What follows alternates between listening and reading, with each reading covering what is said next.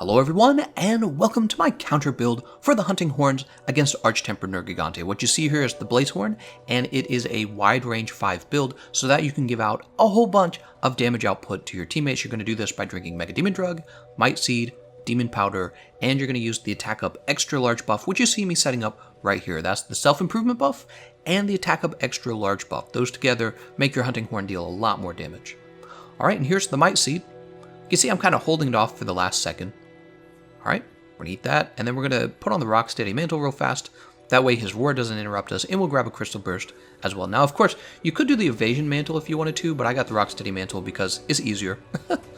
Alright, and we're going to be using a lot of the Note 3 attack. The Note 3 is that yellow note. You see the yellow note? That's Note 3. The red note is Note 2, and we're going to be putting Note 3 and Note 2 together to get this buff called All Melody Effects Extended. Basically, all it does is reset Attack Up Extra Large and your Self-Improvement buff. So that's going to be our favorite buff to be setting up, and it allows us to really spam the Note 3 attacks on Arch-Tempered Nergigante, and those are the best damaging attacks. Alright, so we just broke the spikes off. When you break those white spikes off, you get a knockdown. However, you got to be careful. Don't break the spikes off if he's already knocked down, because it won't give you another one. And don't try to break the white spikes off if Arch-Tempered Nergigante is flinched. If he's already flinched and you break the white spikes, in that case, you also won't get a knockdown. They'll just fall off of him. So if you've ever wondered, why does he fall down sometimes, but not always when I break his white spikes, it's because basically the crowd controls are overlapping, so you're not getting both of them. Alright, and there's our first KO. You can see I'm just focusing real heavily on his head, and this is just a part of the gameplay where you either know how to space your attacks correctly or you don't. Also, it's a little bit about dodging. With Arch-Tempered Nergigante, when you're using a weapon that doesn't have an especially good defensive moveset, you know, like the Lance or the Gun Lance, you're just going to have to dodge his moves. That's the truth about this monster. It's kind of the hard truth. He is supposed to be very difficult. I think he's the second most difficult monster in the game. Extreme Behemoth, I'm going to say, is the most difficult. And yeah, you've either got the skills or you don't. The nice thing, if you're going to be playing Hunting Horn, the nice thing is, if you're not quite as strong as your teammates, what you can do with the Wide 5, again, give everyone those attack up buffs. You're making sure that everyone has Mega Demon Drug, Might Seed, and Demon Powder and Attack Up Extra Large. You're making sure your whole team has that, and then you can spend your time healing them if they get hurt. So you can actually play a really good support role with the Hunting Horn and still deal decent chunks of damage on Arch-Tempered Nergigante. Just be careful not to die for your team.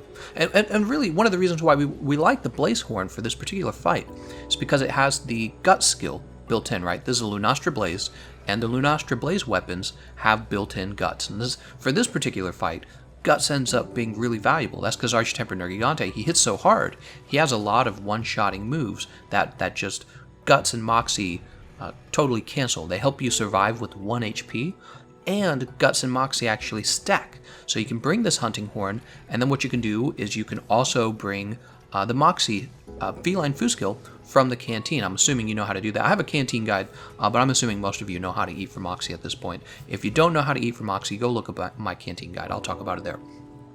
Alright, we had a great stage 1 there. The opening of the fight, he's very easy in stage 1, to be honest. So if you're not having a good stage 1 fight, you're really missing out on a lot of your easy damage in the beginning, right? So the knockdowns are easy. He's actually, when you're playing solo, he's very easy to control.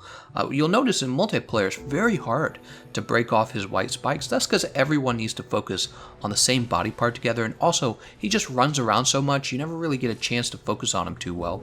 That's the main problem with multiplayer. In solo play, you can really control Arch-Tempered Nergigante and really just focus on one body part over and over again, with the only interruption coming from your Palico. Ooh, I'm in trouble here. Let's see. Alright, there's a Max Potion. By the way, if you don't have Max Potions on your radial menu, it's time for you to start bringing Max Potions on your radial menu and bring all the ingredients to craft more. It's very important. If you're not doing that, you're still kind of a newbie at this game. You really got to do that. It's very valuable. Alright, but yeah, so let's see what's going on in the fight here. Kind of got sidetracked there with the Max Potions. Alright, we're dodging the arm. You gotta be careful as he grows spikes on his arm. He actually becomes more dangerous because moves that used to have a single attack animation to them suddenly have 2 or even 3 attack animations, as now Arch-Tempered Nergigante shoots spikes as well. Alright, and we're taking the move you see me using, that's a Note 3 move, and is called the Backswing. Basically, you swing the hunting horn behind you and you take a swing back. The other one you'll see me use is called the Super Pound. It's also a Note 3 attack. There's always 2 versions of every Note attack. So the second version of the Note 3 attack is called the Super Pound, and it's a double swipe move. Alright, so I don't want to knock him down at this point because I know Arch-Tempered Kushala Daora is on his way. So I'm just using the All Melody buffs extended, right? I'm using that buff in order to keep my attack up extra large. I'm eating a Might Seed to get myself ready. Pretend I have teammates. I'm getting them all the Might Seed, right? And there's Kushala Daora. Now they're going to have the Turf War, and I didn't accidentally end it. You can accidentally stop the Turf War from occurring if you crowd control Arch-Tempered Nergigante while Kushala Daora is showing up. So you want to avoid doing that. Very important that you have that Turf War, because if you don't have it, you miss out on the free damage, first of all. You miss out on the animation they go through, which you can damage him during the animation. But worst of all, Arch-Tempered Kushala Daora or Arch-Tempered Teostra, whichever one you got, they just hang around for a while, and it's awful. Ooh, look at that. So that's what I'm talking about. That arm slam that he does from the air is going to have 2 attacks because he has spikes now. And oh, there's Guts. Guts just saved my life. What happened there? So basically I knew that he was using that arm slam again, and I was trying to dive evade it so that I would be on the ground while all of his spikes came out. But for whatever reason, it didn't turn into a dive evade, it turned into a roll, so I ended up getting hit by his spikes because I didn't realize I needed to roll a second time to avoid those spikes. So yeah, Guts saved my life. If I didn't have this hunting horn, I would have died right there. That would have been life. Really think about that. It's Guts has always been an under the radar skill. You don't worry about it too much. A lot of the monsters you fight, like Ancient Leshen for example, Ancient Leshen's not a good monster for Guts because he deals tick. He deals a lot of tick, and he has a lot of fast, terrific zoning moves, I suppose is the right word. So you find a lot of situations where Guts and Moxie aren't that helpful against him, and he's one of the difficult fights. But in this fight, it's just so good, Guts and Moxie. Alright, so you saw we had an exhaust on Arch-Tempered Nergigante, and we got some decent damage on him because we got a nice part break on the white spikes on his head, which again, it gives you a knockdown. We're resetting our buffs here because they ran out, and now we have them again, and we're going to chase him down into the fiery pit. We have Might Seed, we have Demon Drug. Am I going to reset those? I imagine I'm going to reset them. Yeah, here we go. There's the Demon Powder. Again, so since you have Wide Range 5, you're giving all this out to your teammates. You're making sure that everyone definitely has it. Unless you're playing with skilled players who have lots of consumables, it's usually the case that people don't eat all their buffs that they should, and especially your damage buffs. So giving that out for 4 people, yourself and everyone else, is a big deal. A lot of the times when I play Hunting Horn in multiplayer, when I use this strategy, the run actually goes very well, and nobody really knows why. I know why. It's because we're getting a ton of extra damage. Because when you eat a Might Seed and you give it to 4 people, you're really multiplying the effects of Might Seed times 4. It's just one of those cases where a defensive skill like Wide Range actually has really terrific offensive bonuses as well. So here we are, we have our first mount. The mount's going to give me a knockdown. Of course, I'm going to hit him in the head. If you didn't know this about Hunting Horns, they are terrific at mounting attacks. The finishing move you get, oh man, it does so much. In fact, pay attention right here. Look, it's 90, 90, actually it's 100. So that was 300, and then the final swing was another 300. That was 600 damage for your finishing attack on the Hunting Horn. That's one of the highest damaging finishing attacks of all the weapons. Alright, so Hunting Horns do a great job with the finishing attacks. Alright, he's on the ground. We got a knockdown on him. Unfortunately, we couldn't break his arm there, but that's okay. Rocksteady Mantle is back. We're also out of Crystal Burst, and I decide here that I want Crystal Burst. Oh, that was a lucky dodge, wasn't it? Yeah, he is very dangerous in Stage 3, so you're really at a point in the fight where you either can dodge him or you can't dodge him, and if he hits you, you've got to heal fast, you know? Like right there, he's got me, and if he used another move, it could be the enemy. I've got the Temporal Mantle, luckily. We went ahead and put the Temporal Mantle on instead of healing, and now we're going to try and get our health back by simply dealing damage. We've got our Crystal Burst reset. Crystal Burst is really the unsung hero of this fight. Crystal Burst does so much. Like if he knocks you down, you can use the Crystal Burst to keep him off of you while your character is standing back up. Right? With the Temporal Mantle, make sure that you're getting lots of pressure on him. The Temporal Mantle, obviously it lasts for a limited amount of time, but it's so hard to get in on Arch-Tempered Nergigante in Stage 3 and deal meaningful damage that when you've got Temporal Mantle active, you've just got to get in there and deal as much damage as possible before the mantle breaks and you go back to playing really defensively. So yeah, take full advantage of the Temporal Mantle. Other mantles you should consider, again, you've got the Evasion Mantle is terrific. I mentioned that at the beginning of the video. Also, the Vitality Mantle is not bad either. I know you don't really think of the Vitality Mantle as that big of a deal. It's kind of like this outdated mantle, but it does absorb one of his shots. Also, unlike the Rocksteady Mantle, if Arch-Tempered Nergigante uses one of his spike attacks that has multiple hits to the attack, Vitality Mantle won't get you killed in that situation. Rocksteady Mantle does. So Rocksteady Mantle will absorb both hits rather than having you flung backwards. Vitality Mantle will actually allow you to absorb the first hit, you'll get flung backwards, and the second hit won't land. So it's surprisingly useful compared to the Rocksteady Mantle, the Vitality Mantle in this fight. There's our second mount. What was going on there? My Temporal Mantle was about to end, and I said, okay, now's a great time for a mount. So I've been holding him down by the ledge, and then I jumped him in. What the heck? How did I get that mounting game to end so quickly? There's actually a secret to you. If you like it, be sure to leave a like on the video. So basically what I did there was I shot him twice with Crystal Burst, and that ended the mounting game. So what that allows you to do essentially is to get off of the monster very quickly and back into the fight. So when you're on the monster, stabbing the monster in the back, you don't actually do much damage. When you can get the monster into the knockdown situation that you get at the end of the mounting game, then you get your good damage out. That's the whole reason that the mount is valuable. So if you learn something new there, that you can use the Crystal Burst to very quickly end the mounting game, leave a like on the video. Alright, we're smacking him in the head. We got the Rocksteady Mantle on, so we're not too worried about dodging that roar. Although if I didn't have Rocksteady Mantle on, I would try to dodge the roar. We're resetting Attack Up Extra Large. Earlier you saw us reset the self-improvement buff, and the reason we had to do that was because I wasn't keeping up on those. So if you don't keep up on them, they're going to end, and then you got to reset them. Alright, and he is hurt. He's ready to go back to his nest. We've got 2 shots of Crystal Burst left. Looks like I could pick up more Crystal Burst too. It's kind of sad that I didn't. So I'm thinking about that now.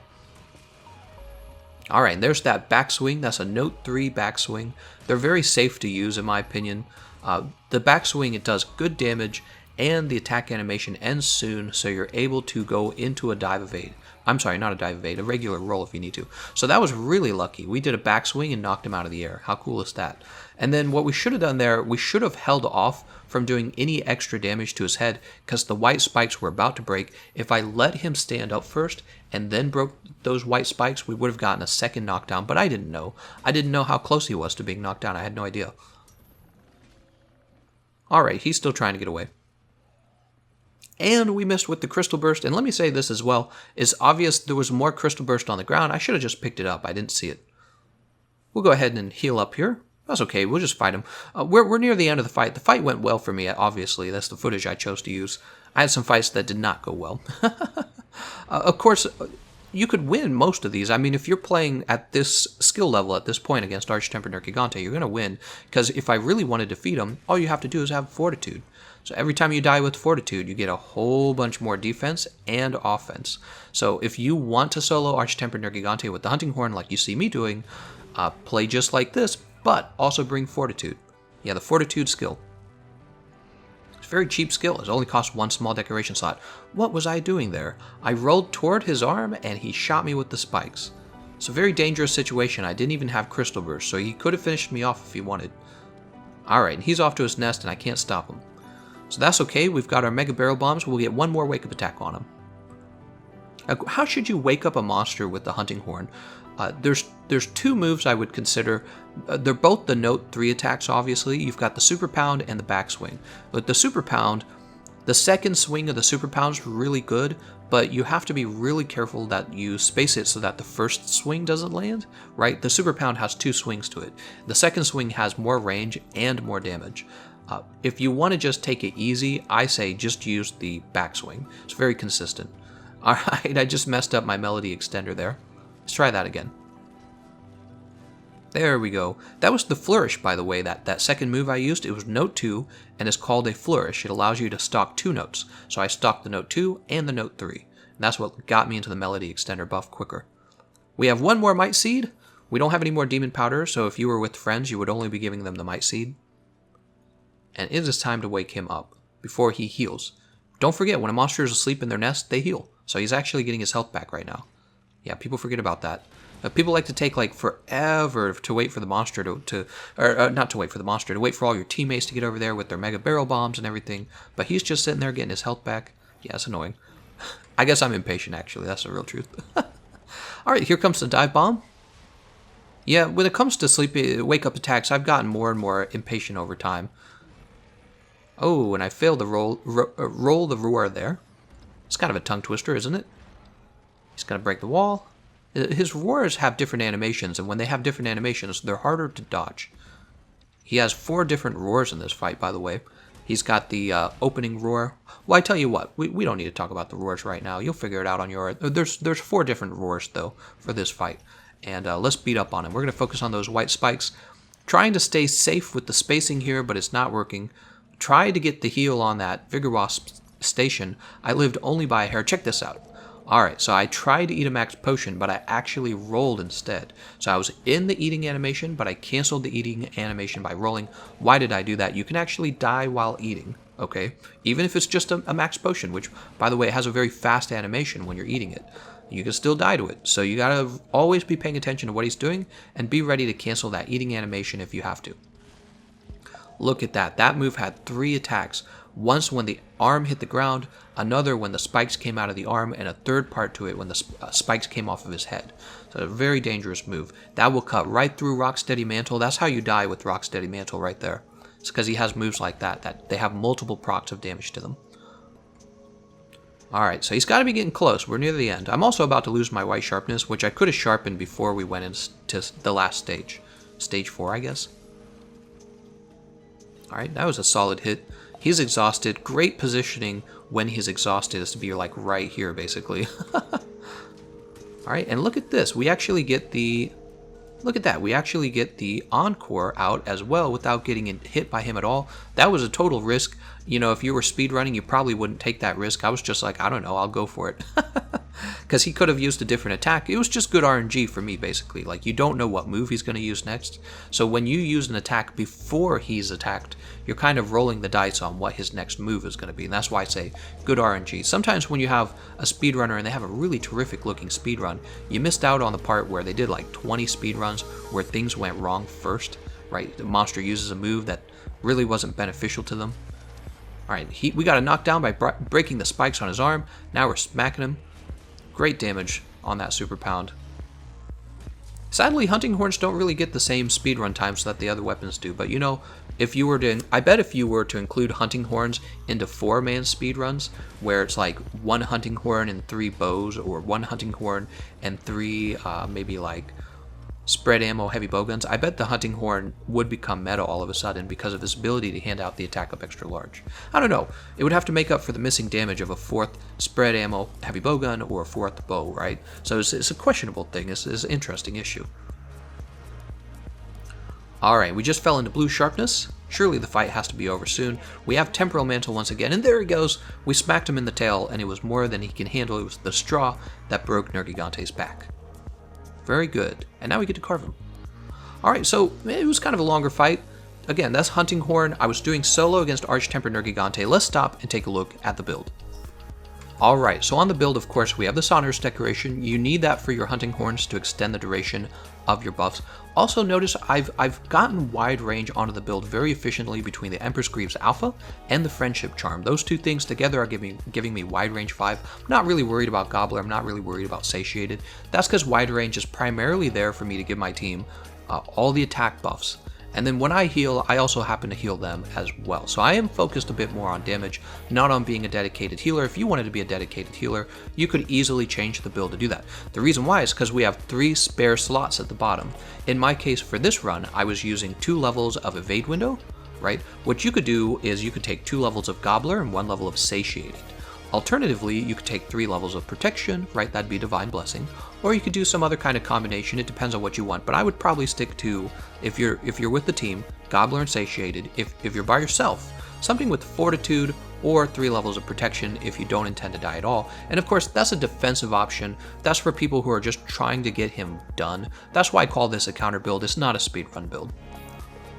Alright, well that's everything I had to say about this run. I want to thank you all for watching, and I'll see you guys next time.